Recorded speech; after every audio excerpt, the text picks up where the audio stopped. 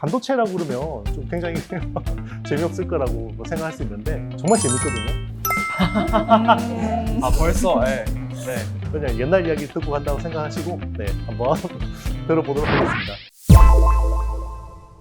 안녕하세요. 안녕하십니까. 저는 IT의 신 이영수라는 유튜버, 작가이기도 하고요. 오늘 이제 설명드릴 내용은 IT와 반도체와 AI의 교집합 같은 이야기를 좀 하고 싶었습니다. 반도체가 뭐예요? 트랜지스터가 뭐예요? 이런 이야기하면 일단은 머리가 막 아프거든요. 그렇죠. 네. 그런 거는 학교에서 배우시고요. 오늘은 그런 건 안 배우셔도 됩니다. 그래서 반도체가 왜 그렇게 중요한지, 우리가 세상이 어떻게 바뀌고 있는지 그런 이야기를 좀 해보고 싶습니다. 오늘 그럼 간단하게 소개 좀 부탁드릴까요? 우리 허성범님부터. 네. 제 이름을 알고 계신 네, 안녕하세요. 저는 카이스트 전사학부 졸업하고 지금 카이스트 AI대학원 재학 중인 대학원생 허성범이라고 합니다. 반갑습니다. 강사님 혹시 제 이름도 네, 우리 모델 심서희. 네. 안녕하세요. 저는 현재 연세대학교 응용통계학과 2학년으로 재학 중인 심서희라고 합니다. 영광여자고등학교에 재학 중인 18살 윤민규라고 합니다. 홈스쿨링하고 있는 19살 임준원이라고 합니다. 저도 홈스쿨링하고 있는 19살 임정원이라고 합니다. 오늘 사실 반도체라고 그러면 좀 굉장히 재미없을 거라고 생각할 수 있는데 정말 재밌거든요. 아 벌써 네. 그냥 옛날 이야기 듣고 간다고 생각하시고 한번 들어보도록 하겠습니다. 김감불, 김검동이라는 이름을 혹시 역사에서 들어보신 적 있나요? 완전 초면인데. 제가 역사를 진짜 좋아하는데 처음 들어본 것 같아요. 역사 덕후도 사실 알기가 힘듭니다. 왜냐면 그 두 사람이 연은 분리법이라는 기술을 발명한 사람이에요. 발명자구나. 연은 분리법이라는 기술 자체가 우리나라 조선에서 개발된 기술인데, 연은 납이에요. 그리고 은은 은이겠죠. 해서 은을 잘 추출하는 기술인데, 그때 당시로 보면 명나라가 세계 최강국이었잖아요. 전 세계 GDP의 거의 절반까지도 차지할 정도로. 근데 명나라의 기축통화가 은전이었어요. 예전에는 은을 어떤 식으로 채굴을 했냐면 광석을 막 채굴 해서 가루를 내요. 그리고 나무를 가지고 태웠어요. 재를 만들어서 그걸 가지고 은을 추출하니까 굉장히 비효율적이잖아요. 네. 제가 말씀드린 그 두 분들이 납하고 은을 가지고 녹는 점을 활용을 해서 은을 굉장히 쉽게 채굴할 수 있도록 발명한 거예요. 그러니까 요즘 으로 치면 합법적으로 달러를 찍어낼 수 있는 기계를 발명한 거라고 생각하시면 됩니다. 대박인데요. 네. 그렇죠? 그런데 왜 우리는 그분들 이름을 모르고 이런 기술이 있었는지조차도 왜 모르냐 하면, 연은 분리법이 원래는 연산군 때 발명이 됐어요. 그런데 이제 연산군이 축출이 됐잖아요. 중종 반정이 일어나서 연산군이 이제 폐위됐잖아요. 중종 임금이 보니까 연산군이 했던 건 다 미워 보이는 거예요. 그래서 중종 임금이 그런 이야기를 했어요. 연은 분리법은 하치를 조장한다. 그래서 금지한다 했습니다. 금지하는 기술을 가지고 있는 사람이 되니까 어떻게 했겠어요? 억압을 하고 숙청을 하려고 하고 했겠죠. 자, 그래서 연은 분리법에 대한 기술을 가진 장인들이 도망갔죠. 주로 어디로 도망갔냐면 일본으로 갔어요. 그때는 이제 일본이 한창 성주들 간에 전쟁을 벌일 때인데, 막 전쟁을 하려면 뭐가 필요하죠? 무기가 필요하죠. 무기가 필요한데 은채굴 기술자들이 옷이 얼마나 예쁘겠어요. 그래서 굉장히 우대를 해줬습니다. 그리고 그 기술은 굉장히 꽃을 피우게 되죠. 원래 일본은 은을 수입하는 국가였는데 전 세계 은 채굴량의 3분의 1을 차지할 정도로 굉장히 강성해졌고요. 일본이요? 네, 맞습니다. 조선에서 연은 분리법이 일본으로 넘어갔구나, 여기서 끝나면 그래, 아쉬운 기술이야, 참 안타깝네 이러고 마는데, 역사라는 건요 참 그냥 끝나는 게 없어요. 항상 그렇게 잘못된 결정을 하면 비극으로 돌아와요. 도요토미 히데요시가 통일을 했잖아요. 하고 나니까 그 막대한 군사력과 자금력을 기반으로 조선을 침공하죠. 그게 임진왜란이 일어난 거죠. 저는 연은 분리법이라는 기술을 보면서 지금의 반도체 기술하고 굉장히 비슷하다라는 생각을 하게 됐어요. 지금 전 세계가 반도체를 놓고 전쟁을 벌이고 있다라고 봐도 무방할 정도로 반도체가 중요해지고 있는 거고요. 그 근본 기저에는 AI 혁명이 있습니다. AI 혁명 때문에 반도체가 원래도 중요했는데 더 중요해집니다. 기술이 뒤처지면, 엔지니어들을 등한시하면 그 국가는 불행해지고 경제 성장도 한계가 있을 수밖에 없다. 미리 보기 잘 봤습니다. AI라는 산업은요, 특정 카테고리가 아니라 모든 산업의 인프라처럼 스며드는 거라고 생각하시면 돼요. 그게 지금 혁명을 일으키고 있다. 그래서 AI가 농업도 발전시키고요, 광업도 발전시키고, 항만 기술도 발전시키고, 공장에 스마트 팩토리도 구현하고요, 자율주행차도 구현하고, 휴머노이드 로봇도 구현하고, 모든 데 인프라로 이제 스며들게 되는 그 한가운데 있는 겁니다. 그래서 우리가 지금 AI 혁명에서 기회를 잡기 위해서는 결국 그 핵심인 반도체가 중요하다라는 말씀을 드리고 싶습니다. 중요한 건 반도체다. 네. 네, 맞습니다. 우리 임정원 학생은 굉장히 눈이 반짝반짝거리는데, 혹시 챗GPT 써보신 적 있나요? 시나리오 쓸 때 약간 도움받은 적이 있어요. 좀 써보면서 좀 어떤 생각을 했나요? 생각보다 되게 똑똑하다라는 생각이 들었고, 인간이 생각하는 것보다 좀 더 잘하는 것 같은 생각이 들었어요. 그렇죠. 저도 챗GPT를 처음 써보고 나서 이게 생각보다 쓸만하네? 그리고 개선의 속도가 너무 빠르다라는 생각을 많이 했거든요. 지난 10년 동안에 우리 스마트폰으로 대표되는 모바일 혁명이 진행되던 속도하고 비교하면 AI 혁명은 굉장히 빠르게 진행된다는 느낌이 들어요. 진짜 사이클 자체가 압축적으로 진행되고 있다. 그래서 지금은 AI 혁명은 속도전이다. 그 속도전에서 이기기 위해서는 두 가지가 필요합니다. 어떤 두 가지. 거죠? 네, 첫 번째는 반도체겠죠. 네. 반도체입니다. 빠질 수 없는 반도체. 네, 맞습니다. 또 하나 중요한 거. 에너지? 맞습니다. 에너지도 굉장히 맞네. 중요한 건데요. 네. 그거보다 더 중요한 게 있어요. 윤리? 사회적 테두리? 네. 너무 문과적이었나? 굉장히 중요한 이야기를 하셨는데, 지금은 트랜스포머라는 알고리즘 위에서 모든 게 AI 기술이 개발되고 있잖아요. 트랜스포머라는 알고리즘이 중요한 게 딱 두 가지가 있습니다. 컴퓨팅 파워. 그럼 결국 반도체를 최대한 많이 넣고 연산을 할 수 있는 기능이 필요한 거고요. 또 하나가 데이터입니다. 빅데이터. 빅데이터는 그냥 웹에 가면 크롤링해서 다 끌고 올 수 있는 거 아니에요? 라고 할 수 있잖아요. 그동안은 그랬었어요. 다 그냥 몰래 가져와서 쓰고 그걸 가지고 데이터 학습을 하고 했거든요. 그러니까 컴퓨팅 파워의 발전 속도가 굉장히 빨라지면서 당장 내년부터는 빅데이터가 부족해지고 있습니다. 그러니까 웹에서 우리가 긁어올 수 있는 거는 대부분 다 긁어온 거예요. 컴퓨팅 파워와 빅데이터만 많으면 이 AI 모델은 선형적으로 계속 좋아집니다. 언제까지? 끝까지? 맞습니다. 정점을 볼 때까지. 결국 AI 혁명이라는 것도 엄청난 기회를 만들어낼 거예요, 누구에게는. 근데 그 기회를 잡고 싶잖아요. 여기 힌트가 있습니다. 미래를 볼 수 와우. 있나요? 네, 미래를 볼 수 있는 메가 트렌드가 있습니다. 자, 일단 우리나라 경제 구조부터 한번 봐야 됩니다. AI 혁명이라는 어떤 거대한 트렌드를 맞닥뜨렸는데, 그럼 우리가 지금 처해 있는 상황은 뭐냐? 후진국에서 선진국으로 이렇게 점프한 나라들이 전 세계적으로 봤을 때 굉장히 드물어요. 그렇죠. 그러면 이제 우리가 성공해서 라고 이렇게 이제 자만하고 있으면 안 되죠. 네, 왜냐하면 우리가 성공했던 모델이 더 이상 우리한테는 유효하지가 않다는 거죠.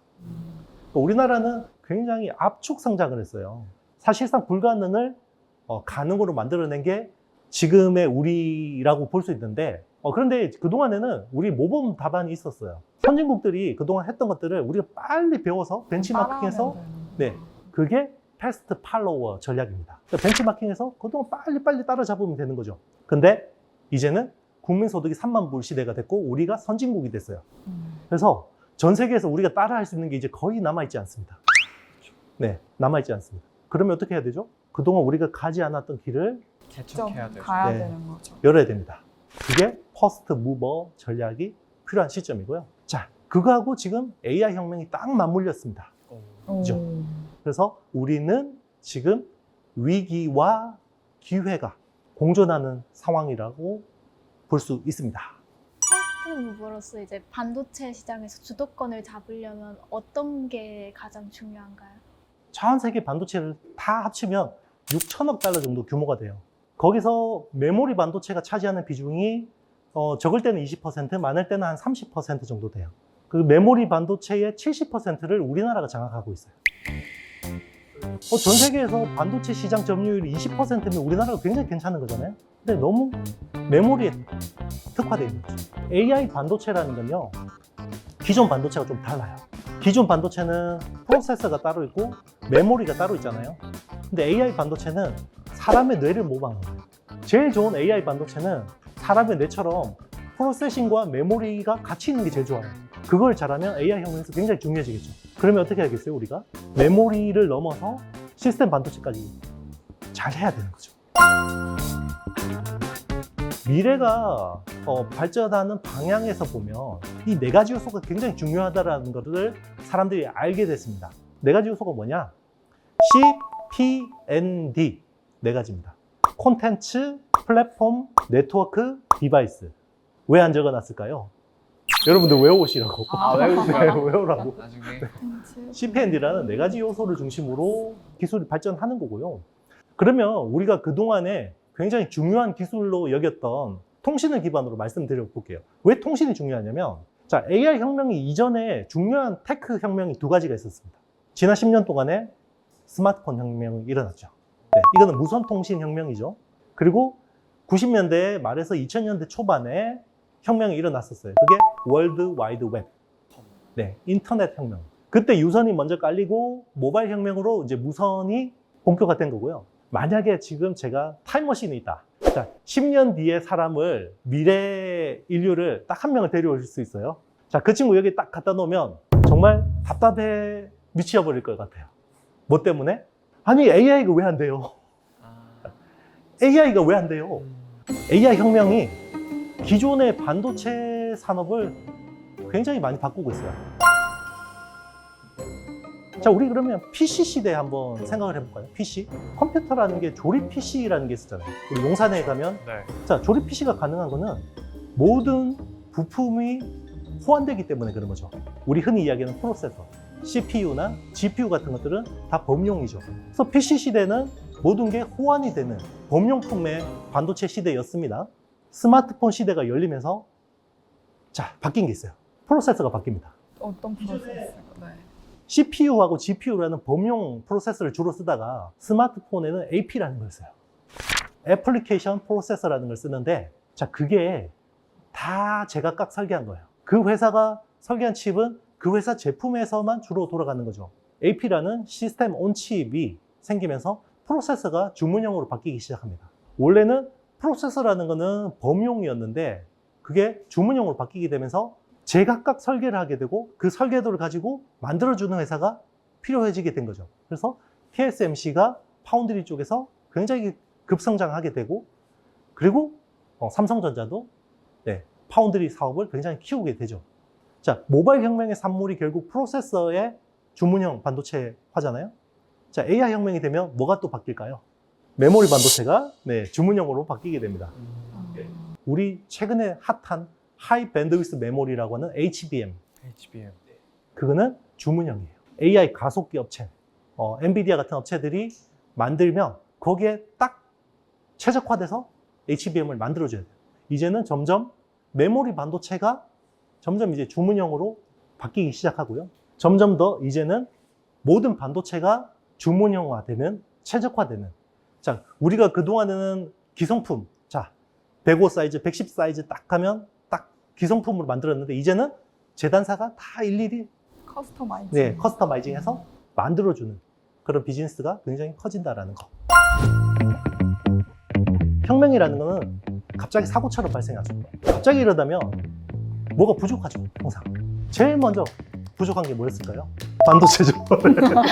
자, 잘 모르면 반도체라고 대답하면 70%는 정답입니다. 갑자기 이 혁명이 시작되니까 반도체가 너무 부족했어요, 초창기에는. 그래서 지금도 여전히 반도체가 부족한 상황이고요. 근데 반도체가 이제 어느 정도 공급 부족이 완화가 된다 그러면 그 다음 부족한 게 뭘까요? 에너지. 빅데이터. 사실 우리가 물과 공기는 공짜라고 많이 생각하잖아요. 그래서 그동안에 사실 빅데이터도 그냥 이거를 굳이 돈 주고 사야 되냐라는 생각들을 많이 했는데 이제는 돈 주고 사야 됩니다. 그런데 앞으로는 돈을 준다고 해서 다 가져올 수 있는 보장도 없습니다. 그만큼 이제 빅데이터가 더 많이 필요해지는 상황이고요. 자, 그러면 그게 어느 정도 해결이 됐다 그러면 그 다음 문제가 데이터 센터입니다. 서버를 만들어서 어디서 갖다 놔야 되잖아요. 데이터 센터가 없어요. 그럼 데이터 센터가 다 해결이 됐다. 만약에 데이터 센터가 다 완성이 되면요, 전기가 부족해요. 최근에 미국에서 전기가 부족해서 난리거든요. 왜 그러냐면 전 세계에서 데이터 센터 3분의 1이 미국에 있어요. 근데 갑자기 AI 때문에 연산량이 너무 많아지고 있는 거죠. 구글에다가 내가 구글링해서 검색을 한번 하면 거기서 소모되는 전기가 데이터 센터에서 0.3W 정도 들어갑니다. 근데 챗 GPT에다가 질문 한번 하면 프롬프트를 넣으면 이만큼 답변을 뽑아주죠. 그게 2.9W가 소모됩니다. 거의 10배네요. 맞습니다. 거의 10배고요. 근데 하루에만 90억 건에서 100만 건의 검색이 이루어지고 있는데, 그러니까 갑자기 미국이 깜짝 놀랐어요. 갑자기 전기 수요가 폭증하지? 그게 보니까 데이터 센터 때문이다라는 거죠. 자, 그러면 전기가 다 해결됐어요. 그러면 AI 혁명은 이제 완성되는 건가요? 아닙니다. 챗 GPT라는 서비스가 나온 이후로 전 세계 통신 트래픽이 20%가 증가했어요. 사실 우리나라는 못 느낄 수 있어요. 우리나라는 전 세계에서 통신이 제일 빠른 나라예요. 근데 당장 유럽이나 미국이나 이런 데 가면 그런 생성형 AI 서비스를 쓸 수가 없습니다. 통신 속도가 너무 느려서. 그런데 왜 투자를 안 하고 있냐? 네, 앞에 제가 말씀드린 게 더 급해요.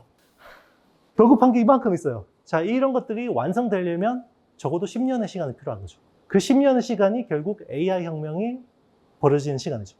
우리가 스마트폰을 쓰는 이 모바일 혁명이 완성되기까지가 거의 10년이 걸렸거든요. 자, 그런 게 앞으로도 한 8년, 9년이 더 필요한 거죠. 거기서 우리가 핵심 제품을 잡고 있느냐, 기술을 잡고 있느냐가 우리나라의 미래와 직결이 된다고 생각하시면 됩니다. 제가 얼마 전에 그 기사에서 이제 요즘 우리나라에서도 미니 데이터 센터 같은 거의 개발을 좀 더 총력을 쏟고 있다 이런 걸 봤는데, 사실 고객사나 아니면 도심에 위치하는 그런 미니 데이터 센터들도 전기 수요를 줄이는데 좀 도움이 될 수 있나요? 기존 데이터 센터보다는 전기를 적게 먹는데요. 기존 데이터 센터를 줄이고 그걸 만드는 게 아니고요. 기존 데이터 센터에다가 그걸 추가로 하는 거예요. 미니 데이터 센터들은 왜 필요하냐면, 당장 이제 레벨 3 자율주행차를 하게 되면 우리가 운전대에다가 손을 놓게 되잖아요. 자동차라는 거는 0.1초 몇 초간의 잘못된 이 지연이 있게 되면 그게 사고로 이어지잖아요. 그래서 그런 것들이 빨리 통신할 수 있도록 그런 미니 데이터 센터들을 주변에다 갖다 놔요. 통신 지연을 막는 맞습니다. 거구나. 그게 이제 MEC라고 하거든요. 멀티 액세스 엣지 컴퓨팅이라고 하는데, 이제 그런 것들을 통신 장비를 미니 서버처럼 해버리던가 그런 쪽에서 근본적인 이제 해결책은 아니네요, 그러면. 그게 이제 전기 수요를 줄여주지는 못하는 거죠. 그러니까 새로운 어떤 데이터 센터의 수요를 더 하는 거지, 그걸 한다고 해서 기존 데이터 센터를 적게 써야 되는 건 아닙니다. 네, 재밌었나요? 네, 굉장히 재밌었습니다. 재밌었을 거라고 생각합니다. 재밌었어요. 우리가 역사가 발전하고 인류가 발전하는 거는 우리 대다수 사람들이 이룩한 성과물이라고 생각하잖아요. 그런데 그거 아니야 라고 이야기한 사람이 있습니다. 굉장히 훌륭하신 분이에요. 제레미 리프킨이라는 분이 30만 년 전에 인류라는 우리가 가지고 있는 자산은 요 주먹 두께 하나밖에 없었어요. 우리가 모든 인류가 평등했습니다. 이거 하나밖에 없었어요. 근데 20만 년이 지나고 나니까 엄청나게 발전을 했다라는 거죠. 거기에 많은 사람들이 기여를 했냐? 그건 아니라는 거죠. 거기서 남들하고 다른 생각을 하고 약간 이상한 생각을 하고 그거를 현실로 만들어내는 0.1%의 사람이 있었고, 그 0.1%의 사람을 알아보는 0.9%의 인사이트를 가진 사람도 있다는 거죠. 그 천재를 알아보는 사람. 그래서 그 0.9%의 인사이트를 가진 사람이 굉장히 중요한 건데, 적어도 이 자리에 앉아 계신 분들은 그 0.1%의 사람은 아닐 거예요. 왜냐하면 옆에 있으면 되게 이상해요. 그래서 되게 이상해요. 적어도 우리는 그 0.9%의 통찰력을 가진 사람은 될 수 있다는 거죠. 여러분들의 행함이 더욱더 중요해지는 시대가 될 수 있다.